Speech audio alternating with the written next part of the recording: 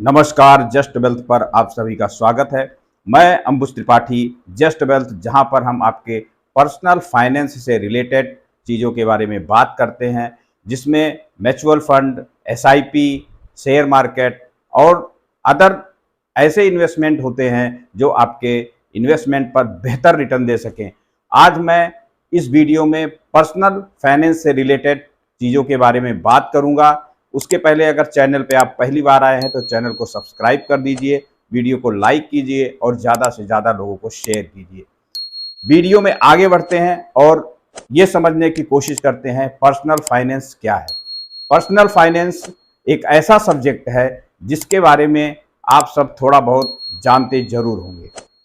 Finance एक बहुत बड़ा सब्जेक्ट है, फिर भी मैं आज आपको इस वीडियो के माध्यम से समझाने की कोशिश करूंगा कि आपको अपना पर्सनल फाइनेंस कैसे मैनेज करना चाहिए। आगे वीडियो में आपको मैं ये बताऊं, इसके पहले जान लेते हैं फाइनेंस क्या है। फाइनेंस तीन प्रकार का होता है, तीन टाइप्स का होता है। फर्स्ट पर्सनल फाइनेंस, दूसरा जर्नल फाइनेंस और तीसरा बिजनेस फाइनेंस। तो जर्नल फाइनेंस और बिजनेस फाइनेंस के बारे में हम किसी और वीडियो में डिस्कस करेंगे। आज हम पर्सनल फाइनेंस के बारे में डिस्कस करेंगे, क्योंकि पर्सनल फाइनेंस हर किसी के जीवन में एक बड़ी भूमिका निभाता है, बट लोग इसको ज्यादा से ज्यादा इग्नोर करते हैं। अगर आपने अपने लाइफ में पर्सनल फाइनेंस को मैनेज कर लिया तो मैं डेफिनेटली ये बात कहता हूं कि आपको कभी भी पैसों की दिक्कत नहीं रहने वाली है। पर्सनल फाइनेंस में हमारे डेली के बजट होते हैं, मंथली बजट होते हैं, ईयरली बजट होते हैं। जो भी हम कमाते हैं उसमें पर्सनल फाइनेंस एक बड़ा रोल अदा करता है।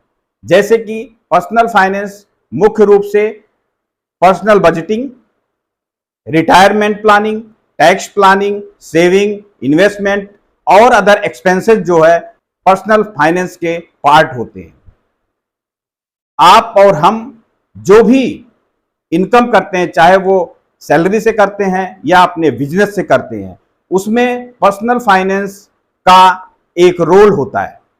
हाउस होल्ड जो एक्सपेंस होता है उसकी बजटिंग कर लेते हैं, बट जो सेविंग और इन्वेस्टमेंट होता है उसकी बजटिंग नहीं करते, अपने रिटायरमेंट की प्लानिंग नहीं करते, अपने फ्यूचर के लिए लेगेसी प्लानिंग नहीं करते, अपने गोल्स को डिफाइन नहीं करते, जो कि पर्सनल फाइनेंस का एक बहुत बड़ा हिस्सा होता है। अगर हम पर्सनल फाइनेंस में अपने रिटायरमेंट की प्लानिंग, अपने सेविंग्स की प्लानिंग और इन्वेस्टमेंट की प्लानिंग ये प्रॉपर ढंग से कर लें तो हमें लाइफ में काफी कुछ प्रॉब्लम्स हैंडल नहीं करनी पड़ेगी, उनसे छुटकारा मिल जाएगा। तो पर्सनल फाइनेंस में लोग बजटिंग भी करना पड़ता है, ये हमारी मुश्किल होती है, क्योंकि डेली जो बजट है, डेली जो एक्सपेंस है, हाउस होल्ड एक्सपेंस है, इस बच्चों के स्कूल फीस है, ठीक है, अपना खुद का लाइफ स्टाइल है, ये सब तो हमारी मजबूरी हो जाती है, ये सब हमें करना ही पड़ता है। बट उसमें एक पार्ट होता है सेविंग्स का, वो भी हम करते हैं, आप लोग भी करते हैं, ठीक है। लेकिन सेविंग्स और इन्वेस्टमेंट में डिफरेंस होता है। हम सेविंग तो कर लेते हैं बट इन्वेस्टमेंट की तरफ नहीं बढ़ते। अगर इन्वेस्टमेंट की तरफ बढ़ते हैं तो हम कोई इंश्योरेंस पॉलिसी ले लेंगे या कहीं एक आध एफडी कर देंगे, आरडी कर देंगे, वो पैसा आपका सेविंग्स में चला जाता है, वो टोटली सेविंग्स स्कीम में चला जाता है। क्योंकि ये सारी स्कीम्स आपके पैसे को इन्फ्लेशन में गंवा देती है। आपका जो पैसा है उसके ऊपर रिटर्न्स आपको नहीं मिल पाता, क्योंकि इन्फ्लेशन 6% का है अप्रॉक्स। आपने जो सेविंग्स किया हुआ है, चाहे वो आरडी में किया है या एफडी में किया है या इंश्योरेंस पॉलिसी में किया है, उसके ऊपर आपको 7 से 8% के ऊपर रिटर्न मिलता नहीं है। अब होगा क्या, जो आपका 8% का रिटर्न है उसमें से 6% इन्फ्लेशन माइनस कर देंगे तो आपका रिटर्न सिर्फ 2% होता है। इस प्रकार आपके पैसे में ग्रोथ नहीं होती है। लेकिन अगर आप उस पैसे को सेविंग्स से हटा के इन्वेस्टमेंट में लगाइएगा तो होगा क्या कि इन्वेस्टमेंट कर कीजिएगा तो वहां पे आपको रिटर्न 15 से 16% तक मिल जाएंगे। मैं ये समझा देता हूं कि सेविंग और इन्वेस्टमेंट में डिफरेंस क्या होता है। सेविंग्स वो चीज होती है, एकदम लेमन लैंग्वेज में आपको बता रहा हूं, जैसे हम बचपन में जब छोटे थे हम सभी, तो हम एक एक रुपया, 50-50 पैसा, छोटा छोटा अमाउंट एक पिगी बैग में डालते थे। पिगी बैग मतलब गुल्लक, उसमें हम डालते थे और वो पैसा इकट्ठा करके हम साल भर में 6 महीने में जब हमें किसी चीज की आवश्यकता होती थी तो उस पिगी बैग को तोड़ देते थे और वो पैसा निकाल लेते थे। वो हो गई सेविंग। इन्वेस्टमेंट वो होता है जहां पे जो पैसा मैंने अपनी सैलरी से या बिजनेस से कमाया हुआ है वो पैसा भी पैसे को कमाए। मतलब जो पैसा हमने कमाया हुआ है, खर्चों को काटने के बाद जो हमने बचाया है, उसको अगर हम कहीं ऐसी जगह पे लगा दें कि वो पैसा भी पैसे को कमाए, तो दैट इज कॉल्ड इन्वेस्टमेंट। उसे इन्वेस्टमेंट कहेंगे। तो सेविंग और इन्वेस्टमेंट में ये डिफरेंस होता है। सेविंग में आपको बहुत रिटर्न्स नहीं मिलते हैं, जैसे आप जानते भी होंगे। बैंक में आज अगर आप सेविंग अकाउंट खोलते हैं तो आपको 4 से 5% से ज्यादा रिटर्न नहीं मिल सकता है। आरडी करते हैं तो 7 से 8% आपको रिटर्न मिल जाएगा।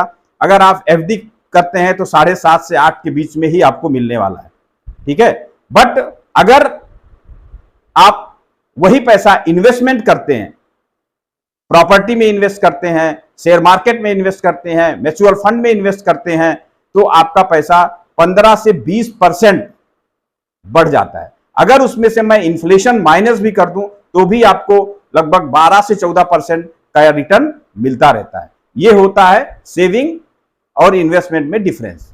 सेविंग आपके पैसे में ग्रोथ कभी नहीं ला सकता, इन्वेस्टमेंट आपके पैसे में ग्रोथ लाएगा। इसलिए आपको ज्यादा से ज्यादा सेविंग छोड़ करके इन्वेस्टमेंट की तरफ जाना चाहिए, जिससे आपका पैसा हमेशा बढ़ते रहे। अगर उसमें डाउनफॉल है, वो पैसा नहीं रहा है, पैसा इंक्रीज नहीं हो रहा है, तो उसका कोई मतलब नहीं है।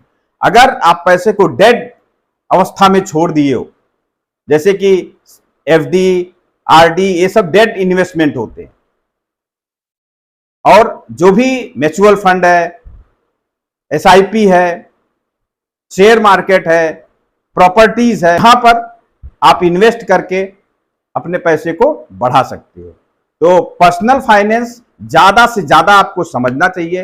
पर्सनल फाइनेंस में 3-4 चीजों की प्लानिंग आपको हमेशा करनी चाहिए।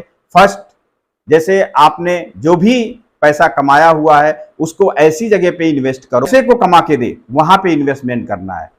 दूसरी चीज है, आपको अपने रिटायरमेंट की प्लानिंग जरूर करनी है। तीसरी चीज है, आपको अपने हेल्थ इंश्योरेंस, हेल्थ पॉलिसी से रिलेटेड प्लानिंग जरूर करनी है। ये सारी चीजें आपको, टर्म इंश्योरेंस से रिलेटेड प्लान जरूर लेने हैं, क्योंकि ये सारी चीजें आपको पर्सनल फाइनेंस में बहुत सारी हेल्प करती हैं। आपके लाइफ स्टाइल को, आपके पर्सनल फाइनेंस को वो डाउन होने नहीं देती है। फाइनेंस का एक बहुत बड़ा पार्ट है मनी मैनेजमेंट। आपको कैसे पैसे को मैनेज करना है। तो अगर आपने प्रॉपर फाइनेंशियल प्लानिंग कर लिया तो आपने पैसे को मैनेज कर लिया, और जिसने पैसे को मैनेज कर लिया उसको कभी तकलीफ हो नहीं सकती है। पर्सनल फाइनेंस में आज मैं आपको यही सब बातें बताना चाहता था। हर किसी को पर्सनल फाइनेंस के बारे में जानना चाहिए, उसको ज्यादा से ज्यादा अपनी लाइफ में इंप्लीमेंट करना चाहिए। कैसे आपको अपने पैसे को मैनेज करना है जिससे उसमें रिटर्न्स अच्छे आए, और रिटर्न्स ऐसे आए जो कि आपके 15 साल, 20 साल, 25 साल के एक्सपेक्टेशन को फुलफिल कर सके। अदरवाइज अगर आपने पैसा ऐसी जगह पे डाल दिया है जहां पे पैसे की कोई वैल्यू नहीं होने वाली है, वो डिवैल्यू होने वाला है आगे चल के, तो उसका कोई मतलब नहीं है। वो आपका सेविंग में ही बन के रह जाएगा, वो कभी इन्वेस्टमेंट में कन्वर्ट नहीं होगा, और आगे चल के आपको तमाम तरीके की दिक्कतें आएगी। जैसे आपको कर्ज लेना पड़ेगा, किसी से मांगना पड़ेगा, बहुत सारी ऐसी सिचुएशन आपके सामने आ जाएंगी। इसलिए आप अपने पर्सनल फाइनेंस को प्रॉपरली मैनेज करो और अपने पैसे को ज्यादा से ज्यादा बढ़ाने के लिए SIP, mutual fund, share market और ऐसी जगह पे लगाओ जहां आपके पैसे में अगर कोई ऐसा इंस्ट्रूमेंट भी है जहां आप और भी पैसा कमा सकते हो। रिस्क आपको उतना लेना है, मैंने पिछले वीडियो में बताया था, रिस्क वहां पे लिया जाता है जहां पे रेगुलेशन हो। ऐसा ना हो कि आप पैसे में इन्वेस्टमेंट में इतना ज्यादा रिस्क ले लो कि पता लगे कहीं किसी फ्रॉड कंपनी या फ्रॉड जगह पे आपने पैसा लगा दिया। आपको प्रॉपर ये देखना है कि पैसे को मैनेज करने वाली संस्था कौन है, गवर्नमेंट का इन्वॉल्वमेंट है कि नहीं है, रेगुलेशन है कि नहीं है। ये सारी जानकारी लेने के बाद आप पैसा लगाओ। थोड़ा रिस्क में भी लगाओगे तो आपका पैसा बढ़ता ही रहेगा, घटेगा नहीं, आपका प्रिंसिपल सेफ रहेगा। उसके बाद ही आपको रिस्क लेना है। मिलते हैं अगले वीडियो में कुछ नए टॉपिक के साथ, नई चीजों के साथ। अगर आपको कुछ जानना है, मेरे साथ म्यूचुअल फंड अकाउंट ओपन करना है, डीमैट ट्रेडिंग अकाउंट ओपन करना है, आपको ट्रेडिंग सीखना है, आपको म्यूचुअल फंड करना है, आपको बेस्ट एसआईपी प्लान कैसे चुनना है, वो सारी चीजें मैं आपकी प्लानिंग करूंगा, आपको बताऊंगा और उसको मॉनिटर भी करूंगा, उसको रिव्यू भी करूंगा। ठीक है। इस प्रकार अगर इस तरह की कोई भी क्वेरी हो, कोई भी आपका सवाल हो, तो आप मेरे व्हाट्सएप नंबर 9161755115 पे कांटेक्ट कर सकते हैं। मुझे ईमेल कर सकते हैं just.wealth@gmail.com पर। आप मुझे कमेंट में भी सवाल पूछ सकते हैं। मिलते हैं अगले वीडियो में कुछ नए इन्वेस्टमेंट आइडियाज के साथ में। धन्यवाद।